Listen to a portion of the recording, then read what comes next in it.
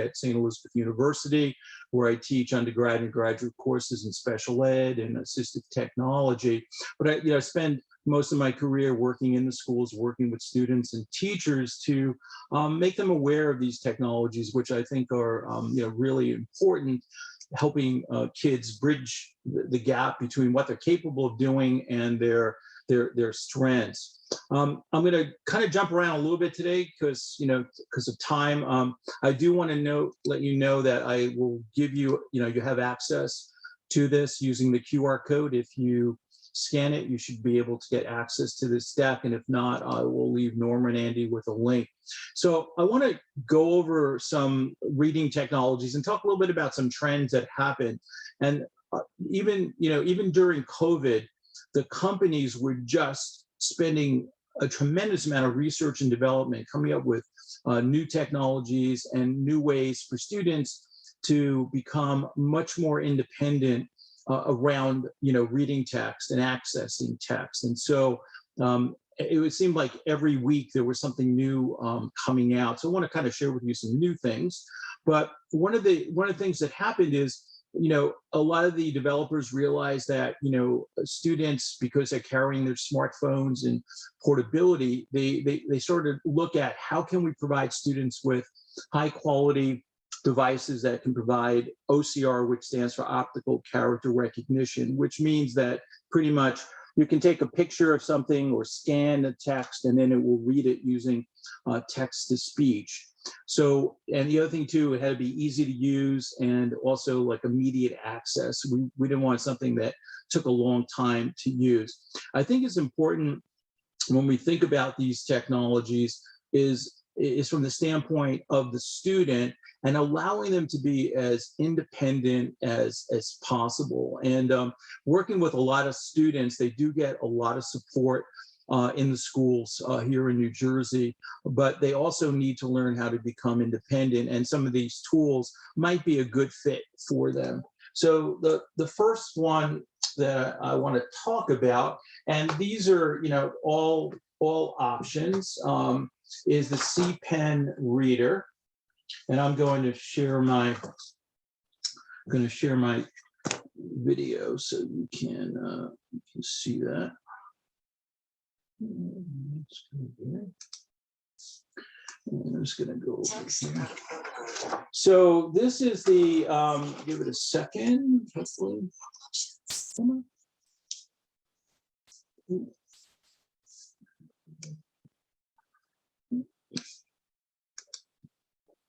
Okay. When it doesn't work, you plug it and you there. Did it not kick in? Huh? Okay. Let me just restart that.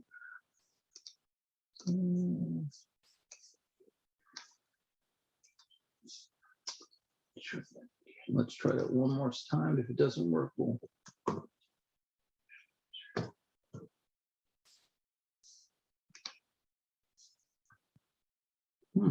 Oh, there we go. Okay. So this is the C-Pen reader. It's very, it's very small, and what it's capable of doing, it's having a personal scanner. So what the student does is they take the scanner and they just go across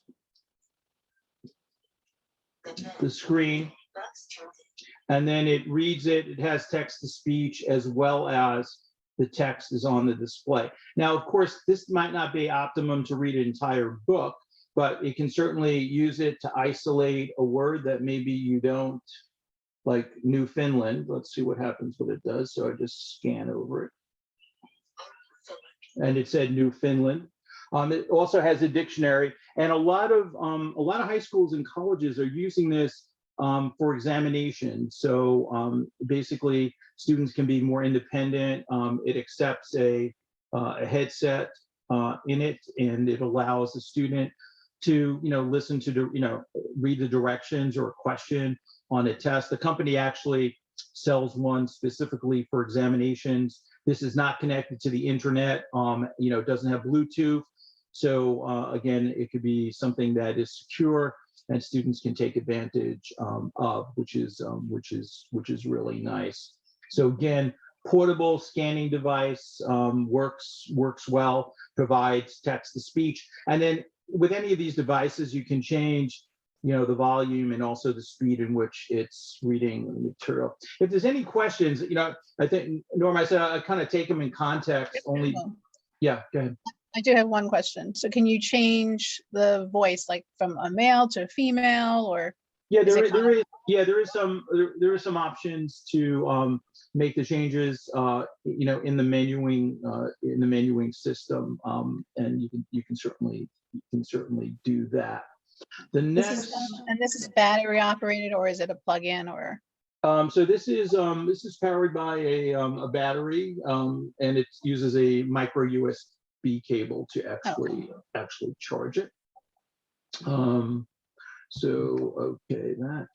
So the next device is, let me just get this in here. I'm going to do that.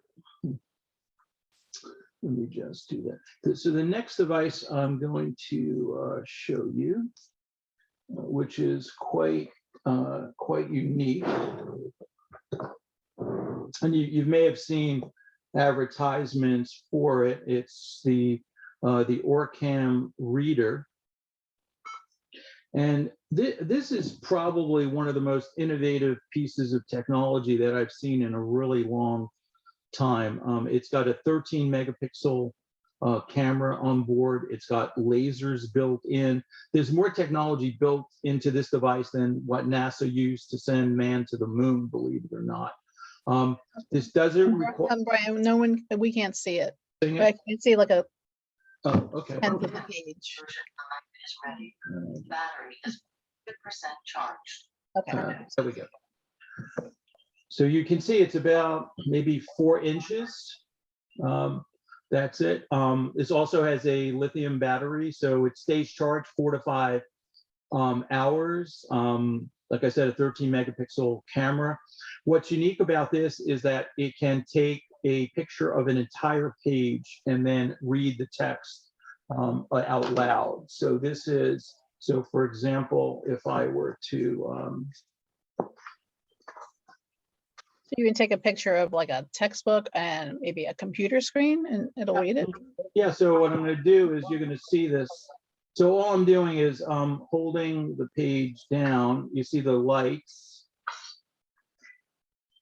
87, Chapter 10, The Bed. T. Winter Brook did something that had even more famous among the Unalaska. It all began with a iron in the El Dorado Saloon. John G. Table with a few started bragging. Sled that, the bed, that's nothing, said a man named Matthewson. My dog can pull 700 pounds. Well, said Thornton, got you both beat. Buck can pull 1,059 pounds. So, and then you can start it, stop it, advance.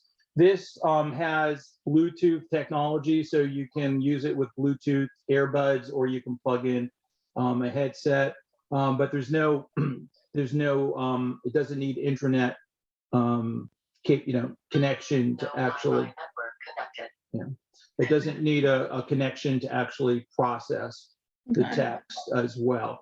And yeah. The voice can be changed. And what's the cost, about approximately? So this is about approximately $1,900. Yeah. There's a lot of technology. This started its life out for individuals who are visually impaired. They actually have one that actually fits on the arm of glasses. This also can support voice commands as well. And this can also read digital display. So you could point it at, let's say, a PowerPoint presentation on your computer, and it will read it as well. So again, it has a lot of advantages in that it takes a full page and lets you navigate the page as well. So I mean, yeah. And the C pen, how much is that? The range That's of that? approximately $275. Yeah, I do see a lot of districts ordering that, the C pen. I see that a lot. Yeah. This is, I won't demo this one today, but yeah, maybe I will. We'll see. This is a new one called the Scan Marker Air Reader, and this uses an app on your iPhone or your computer or your Chromebook. This works in any environment, and it has basically a sort of a talking word processor connected to it. So you scan it, and then you can actually access the text. This also has, for students that may have difficulty with fine motor, it comes with this this template, and then the student can use it to track the text as it's going along. This one requires the use of basically a display, so it can connect to an iPad, a Chromebook, computer, whichever you prefer, which is nice. Let me see if I can connect that. Yeah. What about the issue schools have regarding privacy when using, like, let's say, any kind of recording device? I mean, the C-Pen doesn't record; it just reads. Yeah, it does. Okay. We'll get into that in a little bit.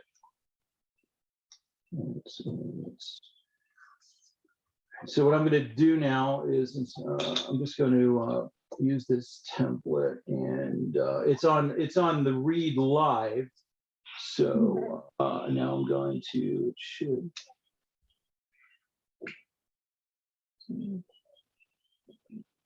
Can he start the sled from the dead?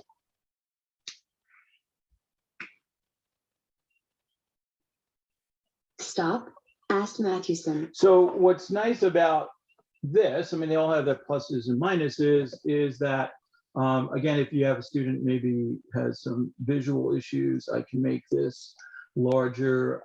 Again, this might be also good for students who speak another language. You can go from English to Spanish. It supports a number of languages, so you can see how quick that is. There's also So how does this differ from the C-Pen?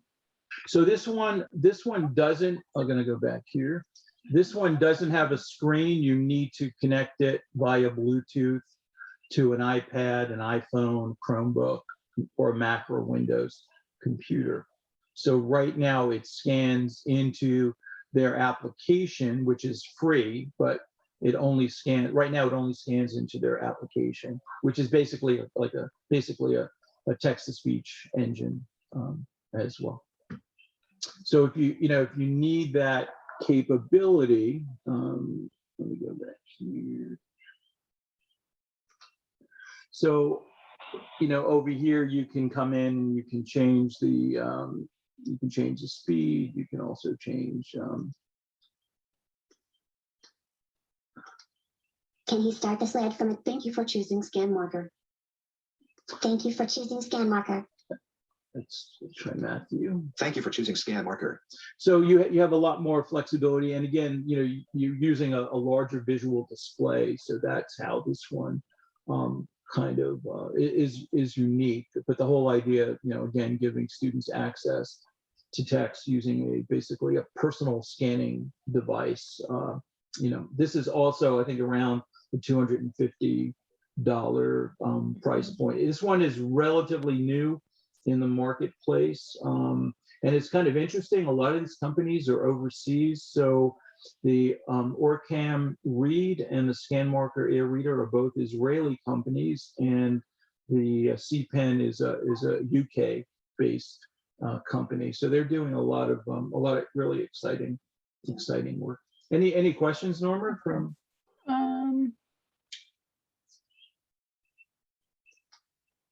no, not right now.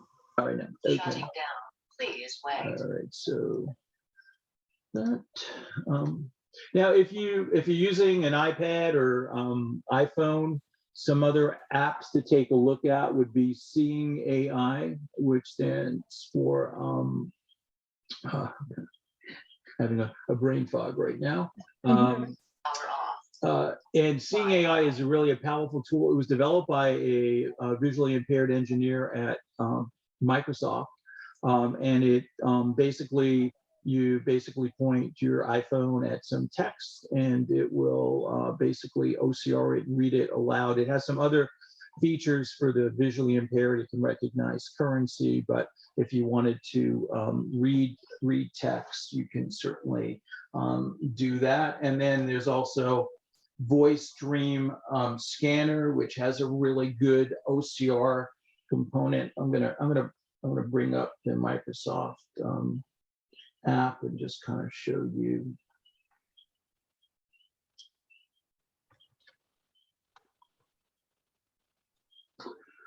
So, Scene preview. so let me just bring this back up. So if I go to document, so I have this up here, and just Bottom and left edges not visible.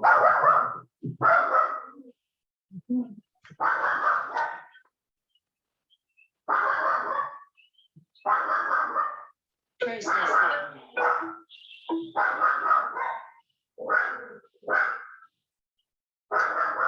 Rescue 77 so Hal gave up.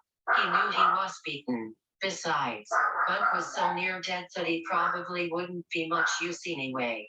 So again, this could be another great way, and this app is totally free, which is really nice. Free is good. I mean, it wasn't maybe 5 years ago when some companies were charging $95 to do something like this.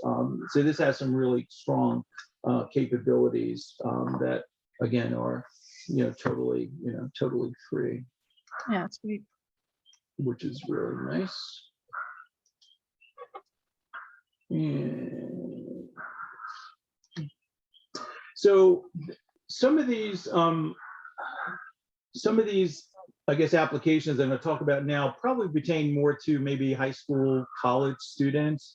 There's a lot of services that are beginning to use artificial intelligence for basically, which are really transcription services, especially in the area of note-taking. Some of them are free or premium services, and they can work off of a computer or a smartphone, but some of them do have costs associated with them. And I think these are some of the tools that, again, are going to be important to college students.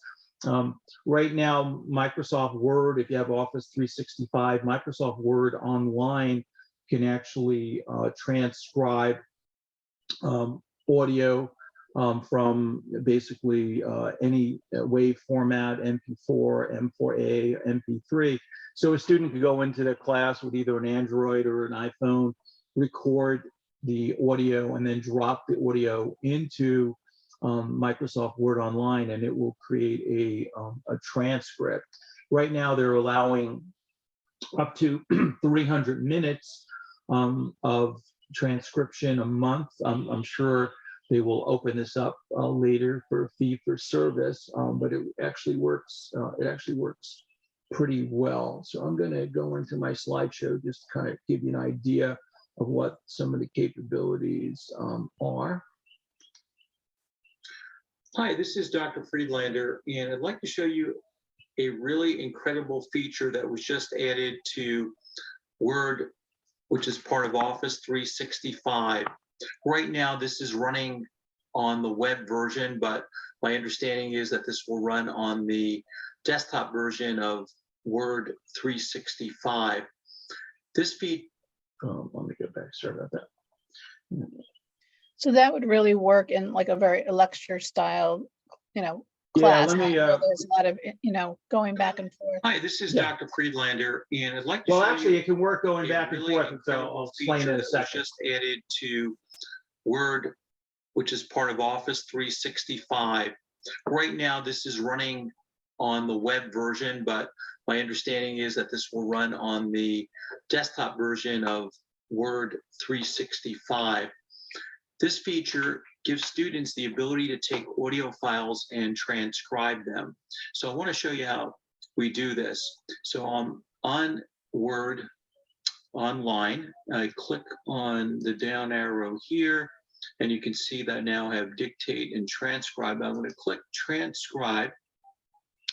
And now what I am going to do is I'm going to upload an audio file that I actually created earlier on my iPhone. As you can see, this is a M4A file, but it will accept WAV or MP4 or M4A or MP3 files. I click Open. It's now transcribing the audio, and in a couple of seconds, you will see the text appear in that panel. We could have only dreamed this feature a couple of years ago. Now Microsoft is making this possible. It's almost done uploading to OneDrive. And you can see this was just a short audio recording. I can play each one by clicking. This is really exciting, the ability to transcribe audio right within Microsoft Word. What's nice too is that this will transcribe speakers. So if I wanted to, I could type my name, but if you were interviewing someone, you'd be able to change the names. And you can see I'm going to change them for all and hit confirm. And now you can see the speaker. And then if I want to add the text to Microsoft Word, I click add all. And now you can see that all the text is here and it's totally editable, which is really fantastic. So students that are recording audio in their classrooms as an accommodation can now take the audio files and transcribe them in Microsoft Word. This certainly opens up all kinds of possibilities. Wow, that's really great. Yeah. So the question is, you know, I have to say a lot of the schools I work with, especially the public schools, don't want to allow audio recording in college classes. It's less of an issue if a student has an accommodation. But I have worked with schools where they have allowed it on a case-by-case basis, but it generally a lot of schools, you know, kind of won't allow it unless you apply a little bit of pressure, and if the student really needs it. But it can be a challenge to get schools to approve the use of audio in the classroom. But you know, something that is possible is, why can't we put this into the hands of the paraprofessional or the co-teacher who's got, in a sense, got control of the audio? And if for some reason something is, shouldn't be let out of the classroom, then that day it doesn't get transcribed. I mean, so we could, basically, make it the responsibility of the teacher, whether it kind of passes the grade. Well, I guess can what's just been transcribed be edited, like to cut out? Yeah, okay. It's a Microsoft Word document, totally editable, which is nice, which is good. This is kind of, you've probably seen lots of advertising. This is Otter AI. AI is artificial intelligence, and this can actually discern different speakers. So it will, if you want to use this for interviews, you can connect this to Zoom, Microsoft Teams, or any other web conferencing software, or you can upload audio to it, and it will transcribe your notes very well. I mean, it does a really nice job of transcribing your notes. There is a premium service for students that want to test this out. They can test it out for free. They give you also, I think, around 300 minutes or 400 minutes to play around with it, and it does a really good job. And if you link it with your calendar, it will automatically initiate the Otter AI session.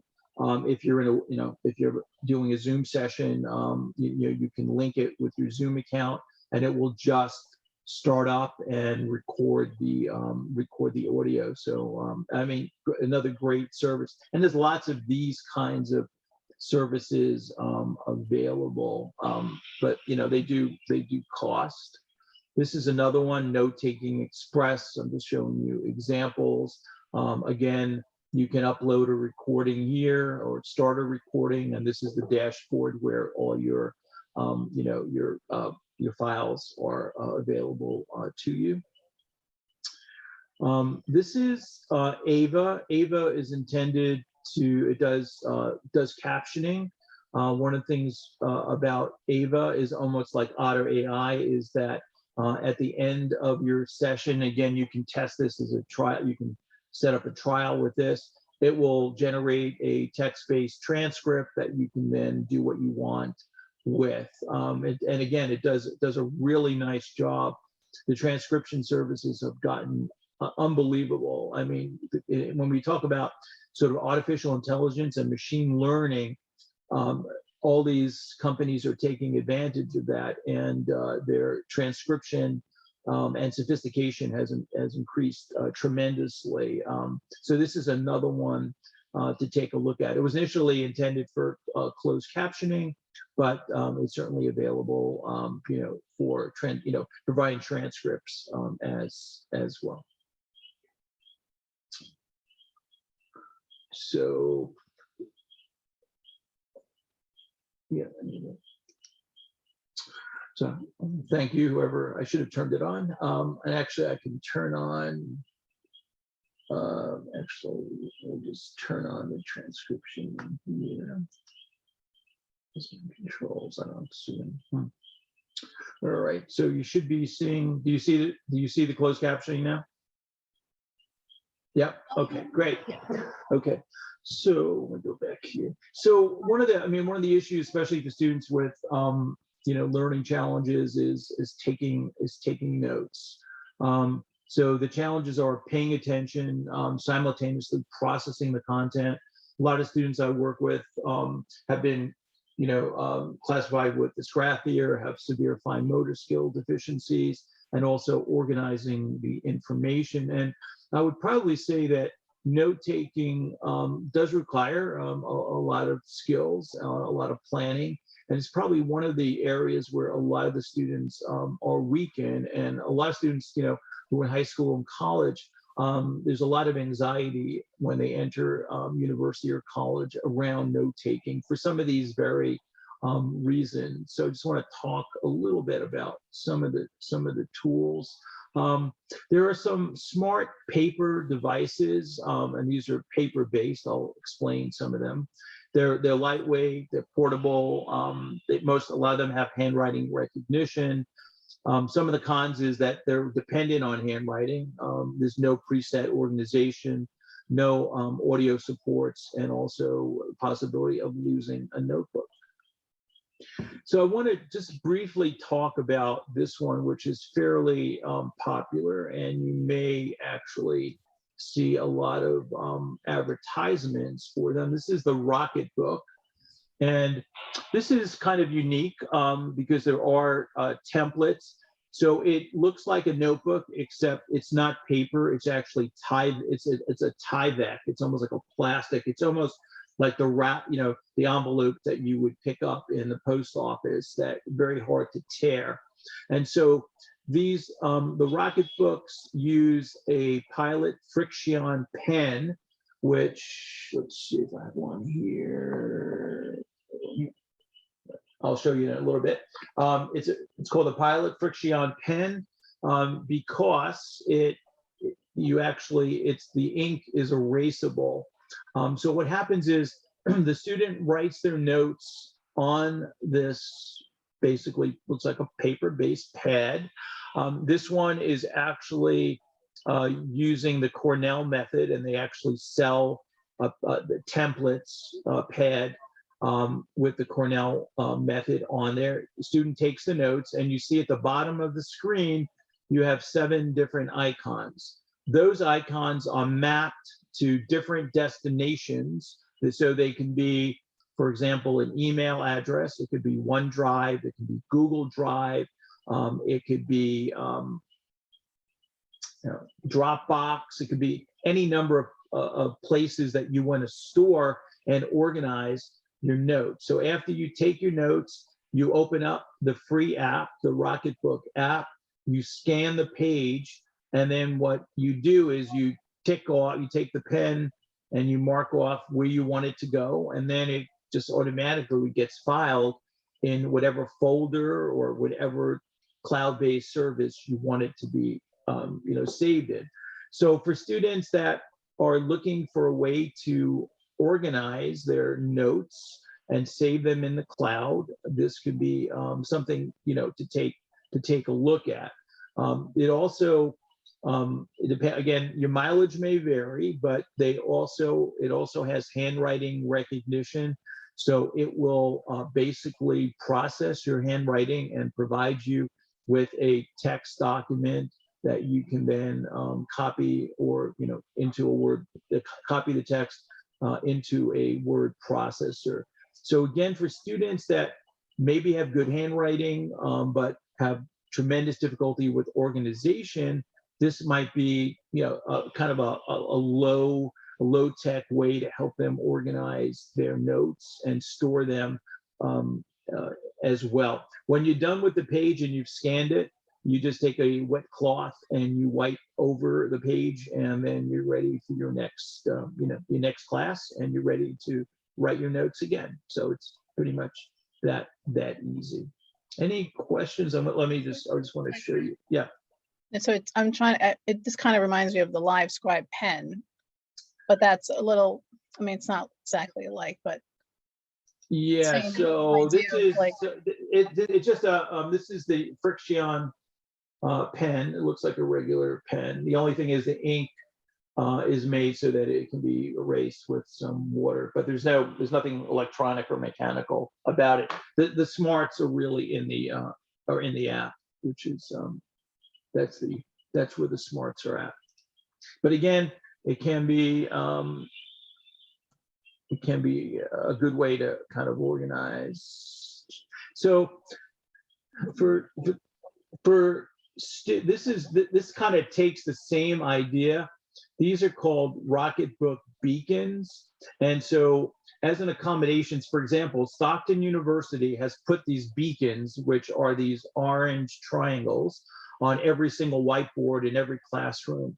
And so now when for students that need note-taking accommodations, what they do is they take their smartphone and they can basically zero in on those beacons, and then they can then send those whiteboard notes to whatever cloud-based service they want. So instead of, a lot of times the accommodation is, well, the student can use their smartphone and take a picture of the whiteboard. So what this does is it takes that idea to the next level by allowing them to organize it. So in the app, the same app that we use for the Rocketbook, they could basically take a picture, and then the app's going to say, where do you want me to put this? Oh, this is math. Math is the diamond. So they just click on the diamond, and now it's stored that in their math folder in their Google Drive. So you can map all those icons to different destinations. So Stockton University has changed their whole workflow around classroom notes. So whatever's written on a whiteboard, you're gonna find those beacons in the classrooms, and they're really inexpensive. They're like maybe $12 to $15 for a set of 4, and if you want, they are removable. It has like a backing that all you do is you kind of clean it up, and it will adhere to the next surface. So again, it could be a really good strategy for schools that are allowing students to use their smartphones, to take notes. The benefit of this is that it gets organized as opposed to just being thrown into your photo library, which is totally disorganized. So again, could be nice, and it's fairly inexpensive. So it takes the picture, and does it transcribe it into text, or is it? I'm not sure. I haven't tried. Like, does it? I believe it does. Yeah, but the big thing is it lets you, organize it and drop it into whatever folder, So again, for high school or college students, it could be a great tool. It's like I said, it's inexpensive. We're talking about like $15 for the beacon, and the software is very powerful, in terms of helping students organize the information. So could be something to take a look at. And again, it also it allows the student to be independent. In the past, they'd have to, go to the disability center and pick it up and get it emailed, and now they have it, basically immediately. So it's an interesting project. I sat in on a webinar for the head of disability at Stockton, and she explained how they used it and how they onboarded it with all the faculty and all the classes. So it was kind of interesting. So now we kind of move into use of audio, which we got into a little bit, and like I said, audio can be problematic, in the schools from a legal standpoint, but it provides a significant safety net for students who may have attentional problems. It allows them to go back and review a lesson, maybe not the entire lesson, or something that they forgot. The nice part is there's no need, when you're using audio with some of these different tools, to write everything down, because you can always go back and listen. It works just as well if you're writing words or if you're in a class that has images. So if you're in a biology class, you can draw, a picture of the cell and label the parts, and then go back and listen to it as well. And again, if you're in high school or college, there's not enough time in the day to re-listen to an entire lecture. So it lets you basically navigate to the lecture where you want to, what you want to review. And let's go again. So just want to, there's a couple of different companies that manufacture smart pens. There's Neo Labs, and this is the Neo Dymo. It's actually kind of a introductory kind of digital pen with some recording capabilities. And on the right side is the Livescribe Symphony. Most of these pens today are offloading the microphone to the smartphone device. So via Bluetooth, they're connecting to an iPhone or an Android phone using the microphone, and then the same thing, they're using the phone as a playback mechanism as well. So I just want to show you. So the one on the right, it actually was just released about 2 weeks ago, is the Livescribe Echo 2. What makes this unique in the market is that it includes both the microphone and the speaker and a small LED in the device itself. So it's not dependent on any other device to have it work. So a student can go in with the Livescribe Echo 2 over here, turn it on, and take notes and do audio recordings without having to have the phone out and using that as the microphone. As you can see, it's a little girthier than some of the other pens because it's got a lot more hardware built, inside. So it's kind of basically came out. I tested it just for about a week, but I'm working with another company on a project, and they wanted to take a look at it, so I sent it off. So I can't say I have extensive experience working with it, but I've used the original Echo, and it basically has similar capabilities. But though I haven't tested this in a large lecture hall, so I can't tell you what the quality is, though the company reports that they fine-tuned it for different environments. And there's actually there's a way to change the setting depending upon the size and the environment of the room. Does it also require a special paper? They all require special paper. Yes, they all require. So the paper has, it's hard to see, but the paper basically has a sort of a very sort of invisible water print, because at the base of the pen is a camera, and each page is uniquely identified. So it knows exactly, if you go back to a page, it knows exactly where you're at and can place the text in the right place, which is important. Yeah. And the notebooks don't cost any more than your standard, kind of notebooks. They're not 5 times, they don't cost 5 times the amount. But you have to use it. You can't use it with a regular. So I mean, I could show you. And the Livescribe, they're about what, 150 to about 300. They just came out. They're about 100. The new one's $150. So this is the Neo Labs book. I mean, it's going to be hard to see, but it's got little dots. It's going to be probably really hard to see, but it looks like it's regular paper. So they have their own solution, another solution besides a pen, which is kind of interesting. They have this is called the Rico, and this is a digital recorder. I'm going to turn it on, which I just did, and then I'm going to turn this is the Neolabs Dymo, and over Bluetooth these will pair. And now I could hit the record button, and now everything that I write will be recorded.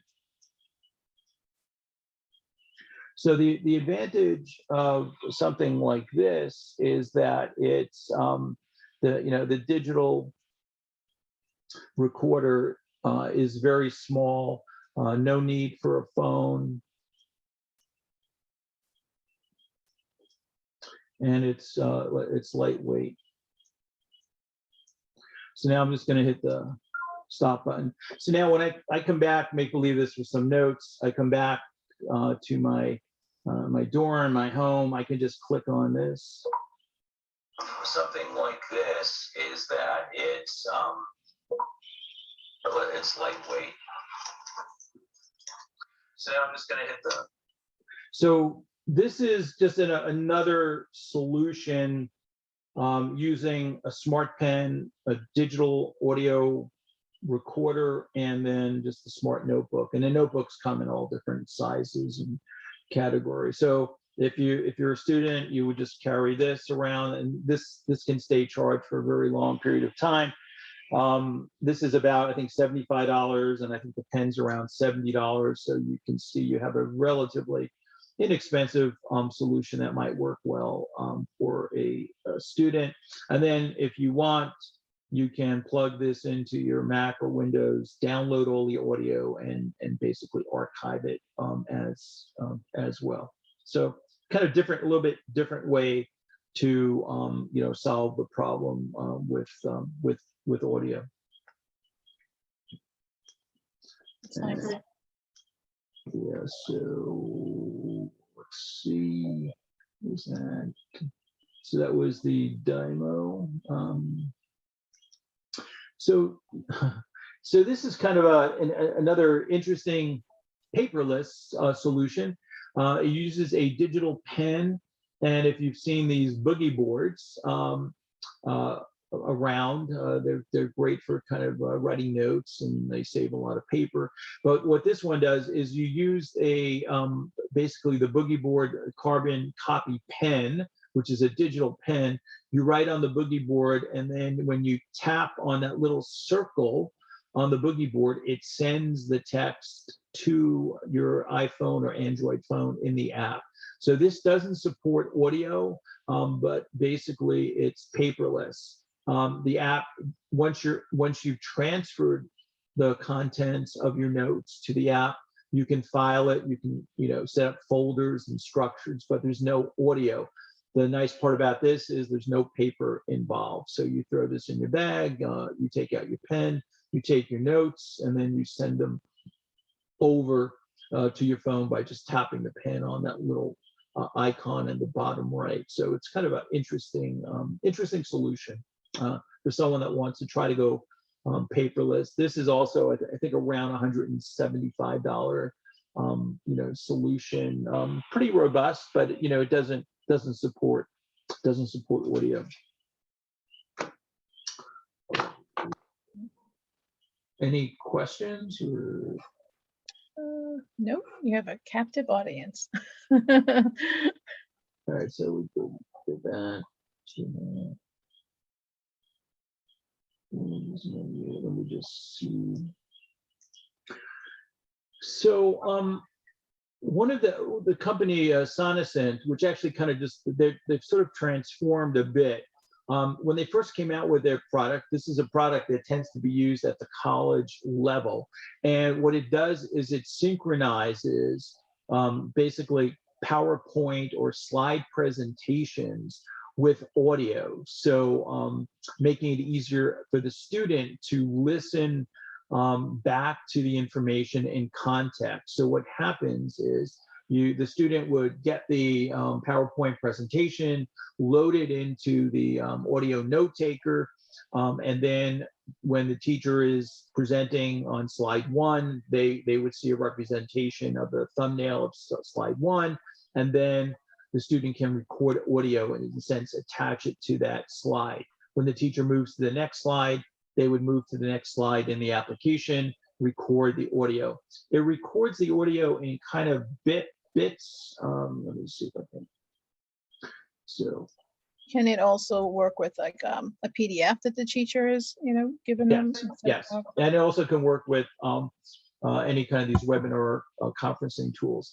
So Sonocent came out with audio note taker, and a lot of students liked it, but they said it's way too, it's got too many features, it's too complex.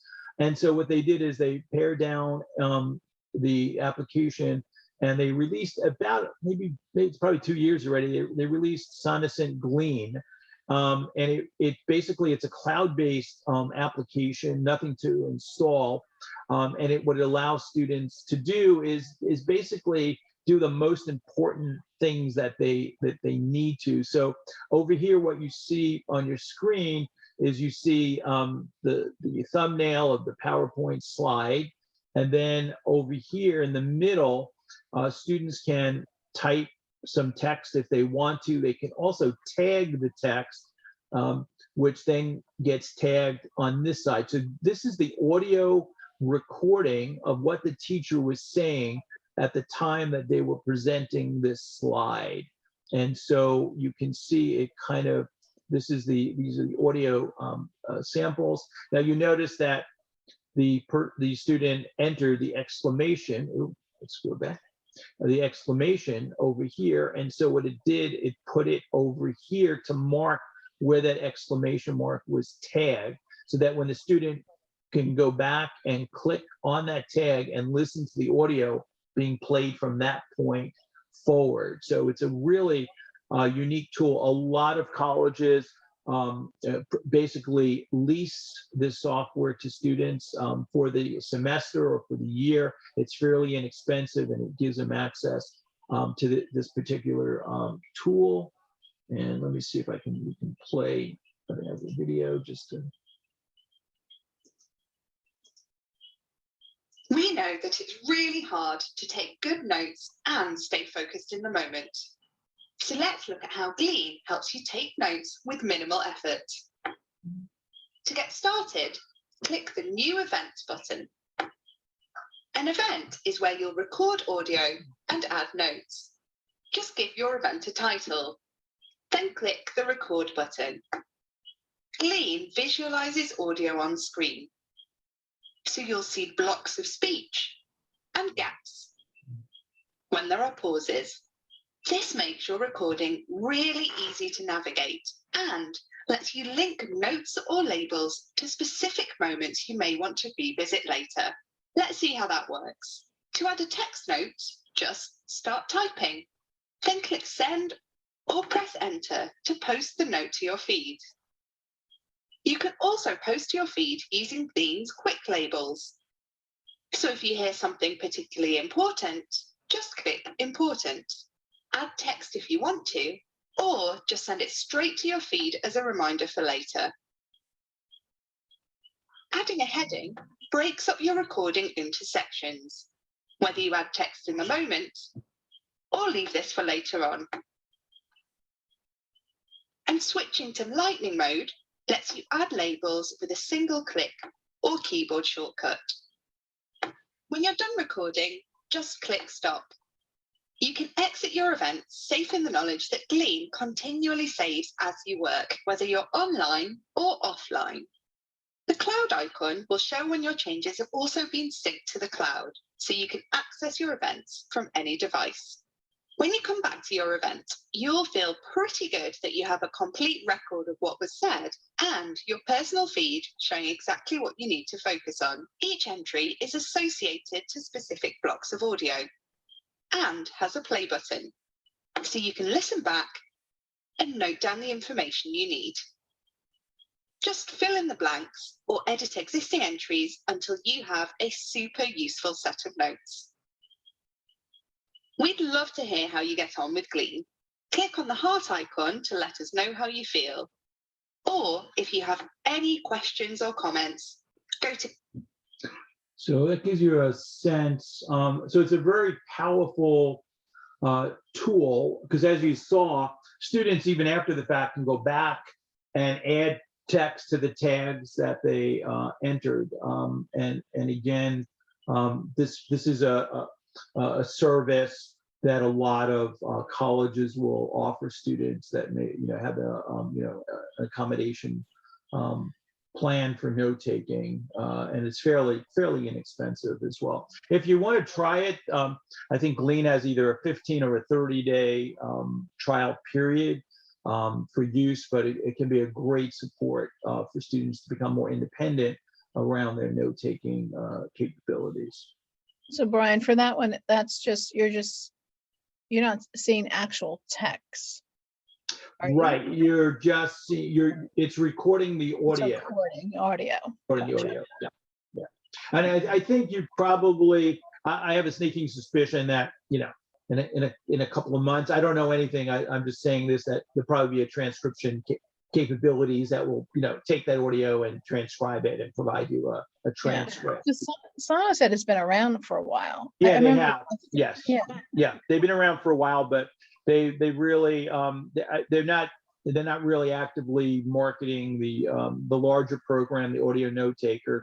They're really kind of moving into using Glean and marketing that to universities. You have a nice part too that as a university or a college, whoever is the administrator can actually see who's get the use statistics and see who's actually using it as well, and then they can control the licenses. So if a student's not using it, they can pull the license back in and give it to another student to kind of use. So it's really software as a service, which is interesting. So in terms of looking at kind of note-taking devices, there's been, over the last, I don't know, probably 10 years, there's been a tremendous development in basically these e-ink devices. So most of us know e-ink from the Kindle. And so these are pretty powerful tools. They stay charged for long periods of time because they're using the e-ink devices. They also work well outside as well. These are just a couple. They have different takes on how to take notes with it. But they're all pretty powerful. And again, if you're looking, at, let's say, a college student that wants to move away from paper, but has pretty decent handwriting, these can be really interesting devices to help them keep organized. These can all of them have also the capabilities of being able to access PDFs as well. So PDFs can be read, they can be readers, and they can also be annotators. And most of them also have handwriting recognition built in, so you can go from handwriting to basically editable text. I have experience with all three of these. They all have strengths and weaknesses. The remarkable two is probably one of the higher end devices. And again, if you're a student and you're easily distracted, and this is pretty much true of most of these, these don't support or limited support of audio. There's no notification, so you're not going to hear sounds and buzzes, and you're not going to get text-based notifications from these. These are really kind of replacements for, I'll just say, a paper, in a sense, almost like a paper-based notepad. The Livescribe has a little bit more capabilities because you can access some of the Play stores and things like that. But the Remarkable 2 is really a device to keep you organized. Out of the three, if I were to blindfold you and you didn't see the box and I gave you a Remarkable 2, you would swear that a company like Apple Computer actually created it. It's a really beautiful, well-designed piece of hardware. It works well. It also supports the cloud, so Google Drive, OneDrive, so you can pull things, store things. I use the Remarkable 2 and paper for teaching. It's a great, in a sense, it could be like a graphics tablet. So anything you write can come up on the screen. The Remarkable tool is a great tool for, I would say, anyone who administrates, because what I do is I can upload my PDFs to the Remarkable 2, fill it in, and then email it to whatever department I need to. So it can be a really interesting device for the right student who is trying to replace paper to keep organized and also doesn't have to deal with distractions. So again, really interesting devices that kind of a new platform. Again, it's not intended to replace an iPad, though. Some of these are as expensive as an iPad, so these are a little bit more very focused functionality without the bells and whistles and distractions. One of the attendees said that all their daughters use Remarkable. Yeah, and they love it. They love it. Yeah, it's a real the writing experience is really quite fantastic. It really is. So it's important. I'm just gonna switch over to this decoding. So not to.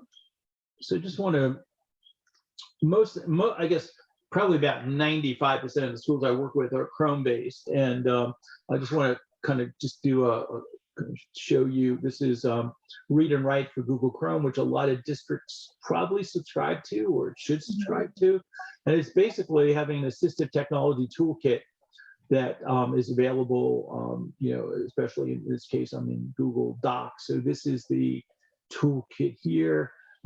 It's very discreet. So I hit it, now I need it, I can use it. Probably, I'm sure most of you may be aware, but one of the most powerful tools that's really kind of leveled the playing field for a lot of students is the voice dictation. So I can just click on this, and the voice typing is second to none. And of course, I'm on Zoom, so I don't know, probably taken over by some other power. But this tool has been absolutely incredible when it comes to helping students who have difficulty with spelling. This toolbar also has word prediction. So if I type yesterday, and the more even though I misspelled it, you can see that it came up. If I hover over it, it should read it, but I guess I'm on Zoom, it's doing some weird thing. Yesterday we went to if I type Z, you can see that it will predict zoo. And we saw, and I'm gonna spell elephant, elephants. Let's see if it gets it.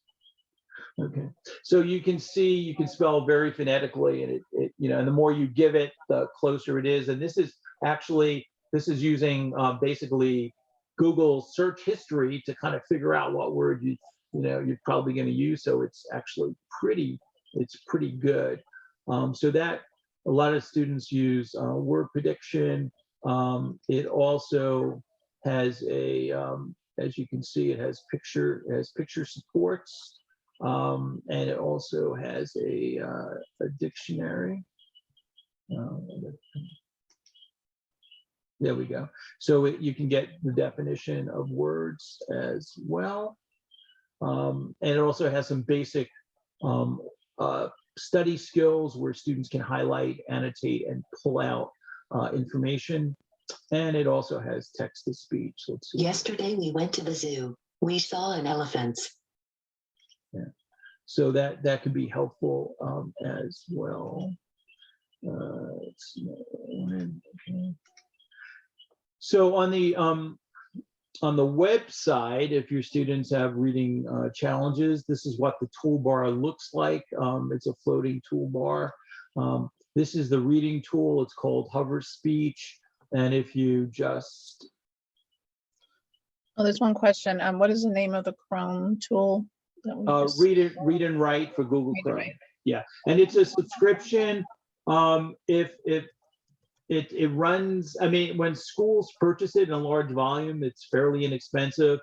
Parents can purchase it. I think an annual subscription rate about 100, maybe $10 a month or something like that. And anything I'm showing you, you can go in, change the speed, change the speech engine, which is really really nice. So this is a tool that will read pretty much any text that is on the web as well, and which is really nice. So I want to show you one of its competitors, which is Snap and Read, which is this toolbar over here.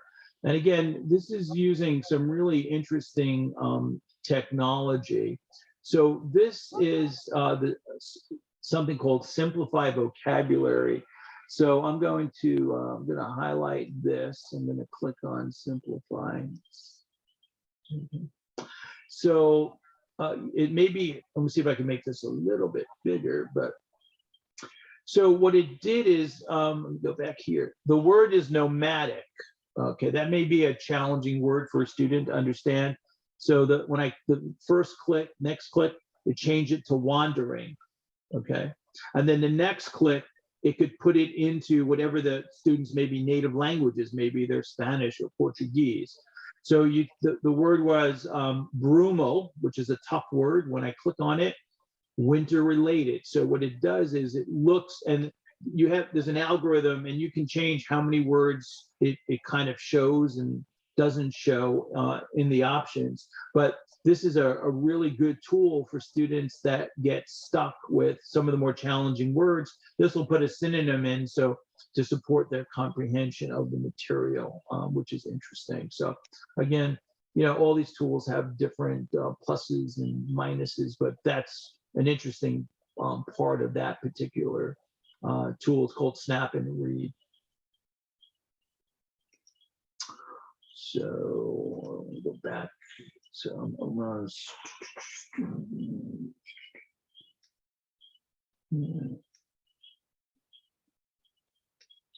so I'm pretty much, unless there's any specific questions, kind of pretty much went through a lot of information this evening. I do have some time if people have questions. I'll also put up my contact information. Can you put up the QR code for your? Oh yeah, sure. Yeah.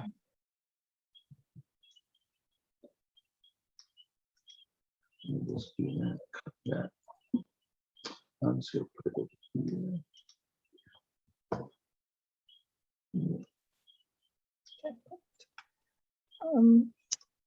Let's see.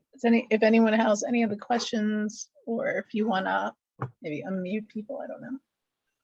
Yeah. Let's see.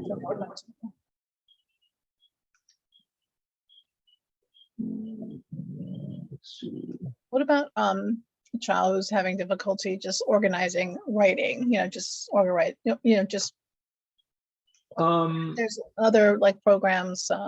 Yeah. So I mean, I'll show you one that I mean, I was a really big Inspiration user. They actually closed their they closed their doors about 4 years ago, but there is actually, if you're on Windows or Macs, you can still actually get it. Why isn't that running? Let me switch on that. So I actually I use mind maps for organizing my university lectures, and so they do have some templates. So, but you can go from the mind map. I'll generate a new one.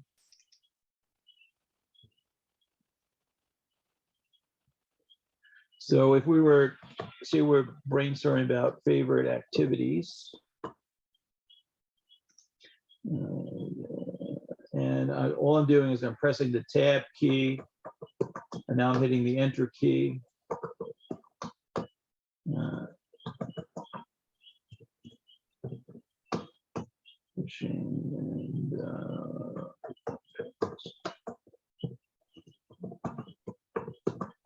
And then you could add graphics, things of that sort.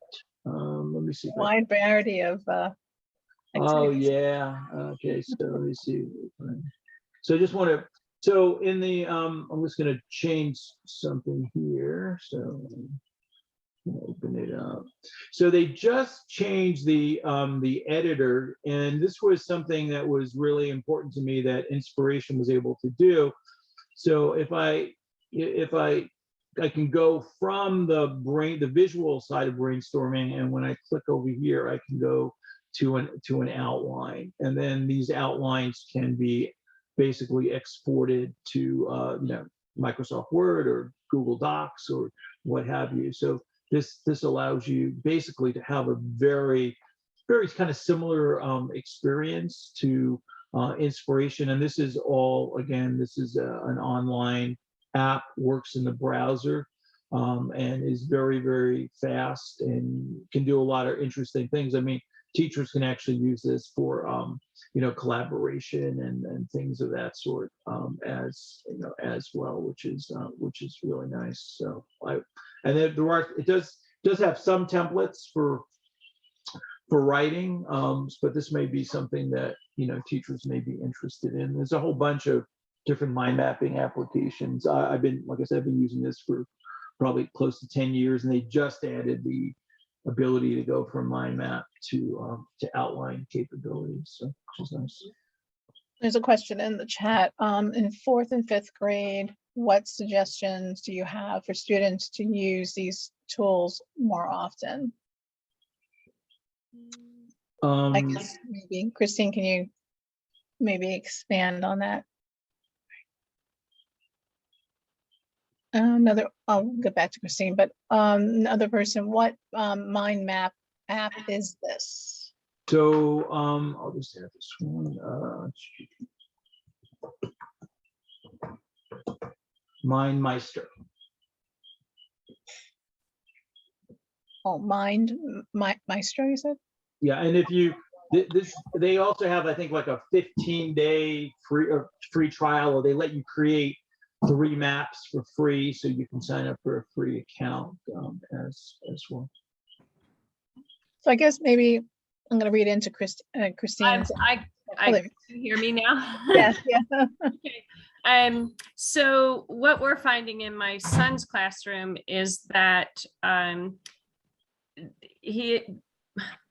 don't know if he's not necessarily encouraged to use these types of tools or the Chrome extension, Right. as so, and there's the kind of this debate about him needing, in their opinion, needing to write more often, but our understanding was that he would use speech to text first, as the first draft. Right. And, because he has wonderful vocabulary and, just to honor his intelligence. Right. But I'm coming to realize that he's not really afforded the opportunity to use these tools as often as one would think. So I wondered, was there anything in your experience, if you found ways to encourage more frequent use? Well, I think that, for like, your son being able to use the voice typing would be really important. So I think it's going to probably, take some maybe monitoring on your part and finding out exactly when he's using it. But you may also want to write it into the IEP and structure it. It is in there already. It is for the first draft. It just, yeah, it sounds like there may be some philosophical differences that maybe need to be ironed out to get to sort of the root cause.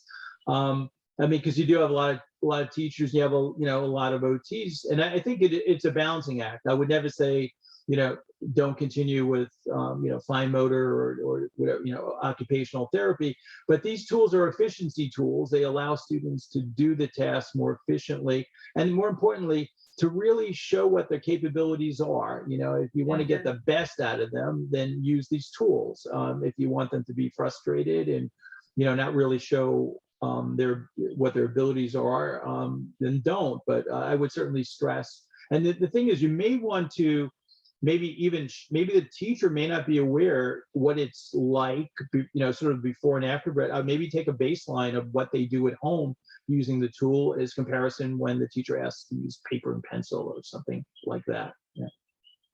Do you have any models that you like, classroom type models that you might reference or have teachers take a look at to see how to incorporate these tools like in the classroom? Is there something to gear or to provide them to see it all in action? If you think of anything, maybe you can. Yeah. shoot I us mean, an email. I think you could probably find, some, YouTube videos with testimonials from students. There's also a lot of work being done on universal design for learning, which, talks about differentiation and individualization and, using some of these tools. There's an organization called CAST, Center for Applied Special Technology, out of Harvard University, and they've done a lot of interesting work on using these technologies in the classroom. Thank you. There's one more question. Is a C-Pen or OrCam read aloud to be used on state testing? I guess if it was in the IEP, it would. Yeah, and if it was the IEP, it would be fine. I mean, some of the computers and some of the testing itself has text to speech built into it as well. And then there are also ways for students to use like alternative computers that are offline if they're used to using certain tools for text to speech. But most of them do have a text to speech component built into the assessment already. Okay. Well, if no one has any more questions, I'm going to give you 5, I do have a really quick question. Okay. So sorry, Dr. Friedlander, this is super insightful and very, it was a great session. Thank you. So this is kind of two-part question. I don't know if we can answer this now or if it's offline, but yeah. In terms of like sharing this presentation, the information herein publicly, to what degree are we welcome to do that? I have a parent, advocacy group where I post things online. Is that okay? That sort of thing okay? Yeah, absolutely. Awesome, thank you. And then, I guess the other question was kind of tied to Christine's question a little bit, and maybe it's for Norma too, is like, so if I'm thinking about my child with dyslexia, they have a disability as, defined by IDEA. I would think that either Section 504 or IDEA cover assistive technology, and there really shouldn't be too much debate. I understand that there always is anyway when you're at at the table with the team, but it seems like there's a strong case to make. So, Well, is there any other guidance around when we're making the case at the IEP meeting?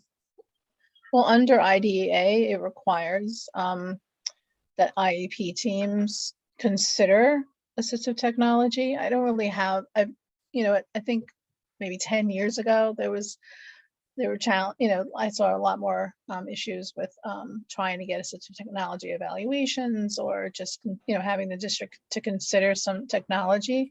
But right now, it's pretty easy to get an assistive technology evaluation. It's in IDEA. It's a requirement. It's in the IEP. If you look in the IEP, assistive technology is considered. Like they'll say, is it yes or no? It's right on the first page of your IEP. And there's a section in the IEP that's geared towards assistive technology. So it shouldn't really be a problem. It's in IDEA. I can give you the section. I'll type it in the chat box. There's also assistive with assistive technology evaluations, or and after the evaluation is done, and there is they're saying, hey, we're going to use the CPEN. There should also be written into the IEP that the student, the teacher, and parents have training on how to use assistive technology. So there's a section in the IEP for that as well. So yeah, I would say, as Norma, as you said, is less resistance. There was a lot of resistance 20 years ago when a laptop computer cost $2,500. right, exactly. So now with schools having lots of technology, it's pretty much, when I come in, we're adding a couple of apps, but they're not, not really expensive. I mean, I always think my time is better used by working with teachers with strategies and techniques and implementing the tools, because the tools, like I said, are not very expensive, but it's like, how are we going to use it, and kind of problem solve as new learning tasks come about, how we can take advantage of these technologies. Thank you, and thank you again, Dr. Friedlander, for providing welcome. this information. Super helpful. Thank you. Great. You're welcome. Okay, any other questions? Last call. Last call.